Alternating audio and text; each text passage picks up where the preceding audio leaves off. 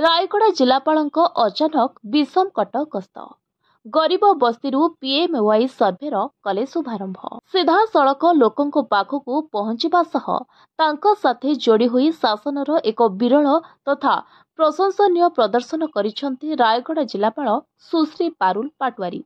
प्रधानमंत्री आवास योजना जांच प्रक्रिया को व्यक्तिगत भावरे तदारख करिबा पई आज सुश्री पारुल पाटवारी विषम कटक सदर महकुमार एक परित्यक्त बस्ती जिलापाल हिताधिकारी सर्भे प्रक्रियार कार्यक्रम प्रत्यक्ष भावे जोड़ी होइथिबा बेले बस्ती बासिंदा सह सीधा सड़क कथबार्ता तांको सुविधा असुविधा नहीं से लोकों समस्या और अभियोग शुणिथिबा देखिबाकु मिलिथिला।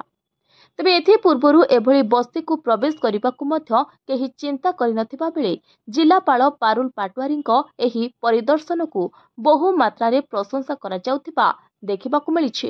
तेबे तांकर एही गस्त बेले श्रीमती पाटवारी सानसाही स्थित जने भिन्नक्षम वृद्ध महिला को साक्षात करथिले जे ददरा कुड़ियारे रहुथिबा जानी तांको विषम कटक विभागीय सहकारी जंत्री झरणा त्रिपाठी व्यक्तिगत सहायता जोगाई अंध सहायता पाई घर खंडिए तोली देथिले। एक प्रेरणादायक पदक्षेप भावे श्रीमती पाटवारी मध्य तांको प्रशासनर युव असिस्टेंट इंजीनियर सहायता सक्रिय पदक्षेप पाई उत्साहित करथिले। एथिसह बस्ती रे बसवास करुथिबा लोकंको पानीय जल रास्ताघाट आलोकीकरण भली मौलिक सुविधार अभाव और भयंकर जीवन अवस्था देखि से गभीर दुख प्रकाश करथिले।